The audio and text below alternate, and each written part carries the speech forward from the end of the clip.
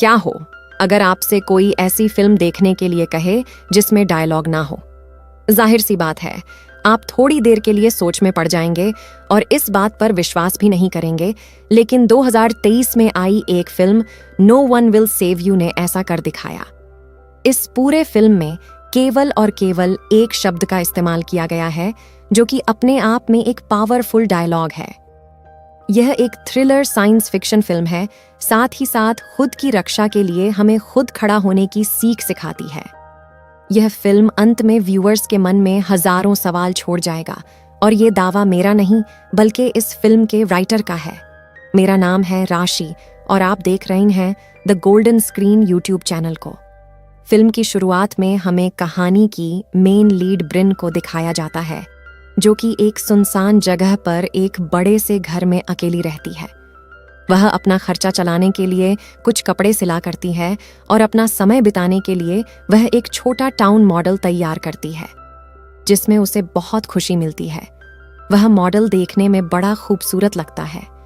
Brin सिले कपड़ों की डिलीवरी के लिए अपने घर से शहर जाने के लिए निकलती है। तभी अपने गार्डन में कुछ सर्कल आकार के चित्र देखती है, जिसे वह पानी से धोने की कोशिश करती है, लेकिन उसमें कामयाब नहीं होती और उसे वहीं छोड़कर चली जाती है। ब्रिन अपने कार से जा रही होती है, तभी वह एक लड़के को देखकर हाई करती है, लेकिन वह नक चढ़ा लड़का हाई तो छोड़ो मुंह बनाकर वहां से चला जाता है। रास्ते में मिल रहे सभी लोगों को ब्रिन हेलो करती है, लेकिन कोई भी उसे जवाब नहीं देता और पूरी तरह से इग्नोर करते हैं। सारे लोग ब्रिन के साथ ऐसा क्यों कर रहे हैं, इसे हम कहानी में आगे जानेंगे। दुखी ब्रिन कब्रिस्तान में आती है और एक ग्रेव के पास आकर बैठ जाती है, जो उसके माँ की होती है, यानी ब्रिन की माँ अब इस दुनिया में नहीं है शायद, इसलिए ब्रिन शहर से दूर अकेली रह रही होती है। ब्रिन वापस घर आ रही होती है, तभी उसे उसके दोस्त मॉड के माता पिता दिखते हैं, जिनसे वह छुप जाती है और पूरी तरह से घबरा जाती है। ब्रिन घर आकर एक खत लिख रही होती है, जो कि मॉड के नाम की होती है। ब्रिन मॉड और अपनी फोटो जो 10 साल पुरानी है उसे देख रही होती है। फोटो देखने से ऐसा लगता है कि मॉड इसकी बहुत अच्छी दोस्त है। इतने में ब्रिन के पास एक पार्सल आता है, जिसमें एक छोटा सा स्कूल होता है, जिसे ब्रायन ने अपने टाउन मॉडल को सजाने के लिए मंगवाया था, जिसे देखकर उसके चेहरे पर एक बड़ी सी स्माइल आ जाती है और वह अपने छोटे से शहर को सजाने में बिजी हो जाती है। अगले सीन में हम देखते हैं कि ब्रिन मॉड के नाम खत लिखने लगती है, जिसमें लिखा होता है कि वह खुद को कभी माफ नहीं कर सकती। यह व्यूअर्स के मन में एक और सवाल छोड़ जाता है कि ब्रिन आखिर किस गलती की बात कर रही है और ये सारे लोग इसके साथ ऐसा बर्ताव क्यों कर रहे हैं, और भी बहुत कुछ। फिल्म आगे बढ़ती है। रात के समय ब्रिन सो रही होती है, तभी उसके घर की लाइट अपने आप ऑन हो जाती है और फिर ऑफ भी हो जाती है, लेकिन इसका ब्रिन के ऊपर कोई असर नहीं पड़ता। वह सुकून से सो रही होती है। इतने में एक जोर की आवाज आती है, जिसकी वजह से ब्रिन की नींद खुल जाती है।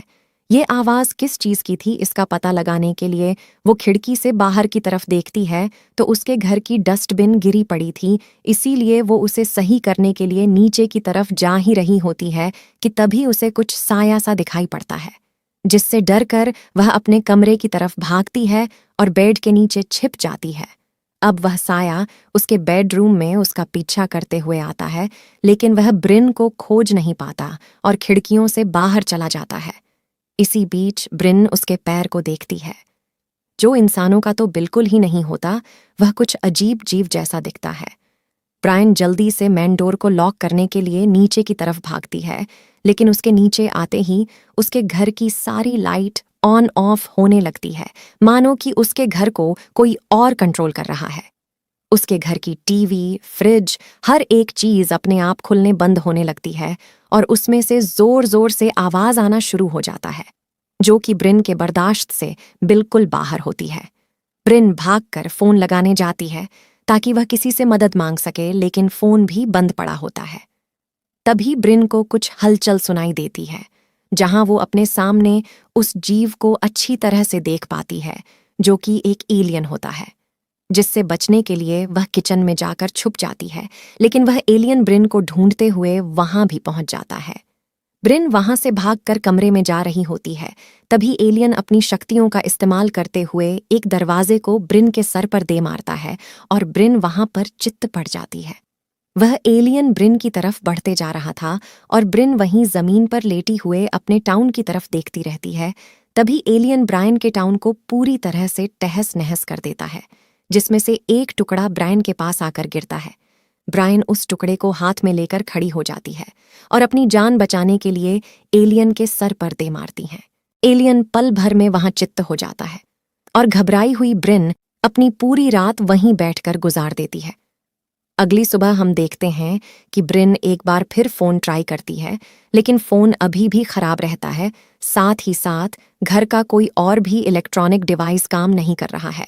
घर का मेन डोर जो टूट चुका था, अब उसे अपनी तसल्ली के लिए ब्रिन सोफे से कवर करती है और अपने कार में जाकर बैठती है ताकि वह पुलिस स्टेशन जाकर मदद मांग सके। लेकिन उसकी कार भी खराब हो गई होती है, जिसके बाद वह साइकिल लेकर शहर की तरफ चल पड़ती है।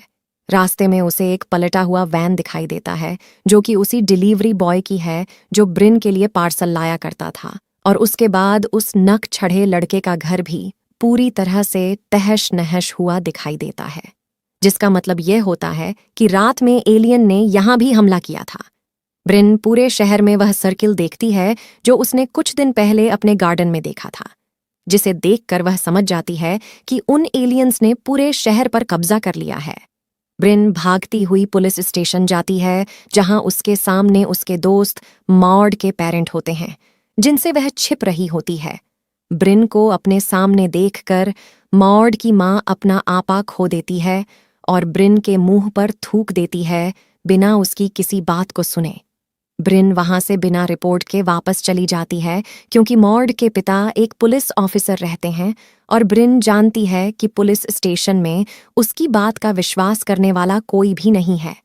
ब्रिन पुलिस स्टेशन से बाहर जाती है और यह सब सोचकर उसकी हालत खराब हो रही होती है, इसीलिए वो आराम करने के लिए वहीं बैठ जाती है। तभी वो अपने सामने से एक बस जाते हुए देखती है और सोचती है कि अगर मैं शहर को छोड़कर चली जाऊं तो इन सब चीज़ों से मुझे छुटकारा मिल जाएगा। लेकिन यह इतना भी आसान नहीं होता। ब्रिन बस में बैठकर जा रही होती है, तभी डिलीवरी वाला लड़का ब्रिन पर हमला कर देता है, जिससे बचने के लिए ब्रिन उसे धक्का देकर आगे बढ़ती है। लेकिन उस बस में जितने भी लोग रहते हैं, वह सभी उन एलियंस के हाथों कंट्रोल हो रहे थे और ब्रायन उन सभी के गले में एक अजीब सी चीज देखती है। जैसे तैसे वह अपनी जान बचाकर उस बस से बाहर आती है और भागते हुए एक कब्र के पास जा पहुंचती है। अब हमें हमारे कई सवालों के जवाब मिलने वाले हैं कि आखिर ब्रायन मॉड को खत क्यों लिख रही थी। दरअसल वह कब्र मॉड की होती है, जो 10 साल पहले गुजर गई थी। ब्रिन किसी तरह खुद को संभालती है और वापस अपने घर के लिए आ रही होती है। तभी वह कुछ लोगों के झुंड को ऊपर की तरफ हाथ उठाए देखती है, जो कि शायद उन एलियंस के कब्जे में होते हैं और कुछ बात कर रहे होते हैं। ब्रिन उन सभी लोगों के गले में वही चीज देखती है जो उसने थोड़े देर पहले बस में देखा था। ब्रिन अपने घर पहुंच जाती है, जहां पर वह मारे गए एलियंस के मुंह से लार की तरह कुछ निकला हुआ देखती है। रात होने वाली होती है और ब्रायन को पता होता है कि एलियंस फिर हमला करेंगे, इसलिए वह खुद की सुरक्षा के लिए कुछ सामान इकट्ठा करने लगती है, जैसे लाइटर, चाकू, पानी गर्म करना और घर की खिड़कियां दरवाजे को बंद कर देती है। इतने में एलियंस वहां पहुंच जाते हैं और कुछ नीली लाइट के जरिए मरे हुए एलियंस की बॉडी को अपनी तरफ खींच लेते हैं। ब्रिन इन सब से बचने के लिए स्टोर रूम में जा रही होती हैं कि तब भी उस पर एक एलियन की नजर पड़ती है, जो उसके पीछे स्टोर रूम में जाता है और ब्रायन के हाथ में ली हुई फोटो अपने पावर से अपनी तरफ खींच लेता है और फोटो बड़े ध्यान से देखने लगता है। वह फोटो ब्रायन और मॉड की होती है। ब्रिन उससे बच बचाकर ऊपर की तरफ भागती है, लेकिन वहां भी उसे एक छोटा और खतरनाक एलियन का सामना करना पड़ता है, जो कि लगातार ब्रिन पर हमला कर रहा होता है। ब्रिन गर्म किए हुए पानी को उस छोटे एलियन के ऊपर फेंक देती है, लेकिन भला उस पानी से उस पर क्या ही असर पड़ता। वह ब्रिन को घसीटकर अटैक करने वाला होता है, लेकिन ब्रिन हार नहीं मानती और एक लकड़ी को उस छोटे एलियन के हाथ में घुसाकर अलमारी पर टांग देती है और अलमारी के दरवाजे से पीट पीट कर आखिर में उसे मार ही देती है। ब्रिन अपनी जान बचाने के लिए घर से बाहर जाती है, जहां उसका सामना एक बड़े और विशाल एलियन से होता है जो ब्रिन पर हमला करने वाला होता है, लेकिन ब्रिन गार्डन में खड़ी अपने कार में घुस जाती है। एलियन भी उसके पीछे उसी कार में घुस जाता है, बिना अपने साइज को ध्यान दिए। ब्रायन इस चीज का फायदा उठाती है और कार को लाइटर की मदद से जला देती है, जिसके साथ बड़े एलियन का भी काम तमाम हो जाता है। अब ऊपर से एलियन शिप से एक नीली रोशनी धरती पर आती है जो ब्रिन को अपने अंदर खींचना चाह रही होती है, जिसमें वह डिलीवरी बॉय उनकी मदद करना चाहता है, लेकिन ब्रिन उसे ही उस नीली लाइट में ढकेल देती है और घर के अंदर उस नीली लाइट से बचने के लिए भागने लगती है और एक कमरे में छिप जाती है, जहां उसके बचपन की सारी यादें होती हैं। ब्रिन देखती है कि वहां पर वही एलियन है जो स्टोर रूम में उसकी फोटो को ध्यान से देख रहा होता है। वो अभी भी वहां पर लगी सारी फोटो को ही निहार रहा होता है। ब्रिन उसे वहां से भगाने की कोशिश करती है, तभी एलियन शिप से एक लाल लाइट आकर ब्रायन को फ्रीज कर देती है और वह एलियन अपने मुंह से एक पैरासाइट निकालता है। यह वही पैरासाइट होता है जो ब्रायन ने उन सभी लोगों के गले में देखा था, जो इंसानों को पूरी तरह से अपने कब्जे में लेने के लिए एलियंस उनके गले में फिट कर देते हैं, और ऐसा ही ब्रिन के साथ भी होता है। उस एलियन ने जैसे ही ब्रिन के गले में वह पैरासाइट डाला, ब्रिन सपने से जाग जाती है और सब कुछ अपने घर में सही सलामत पाती है।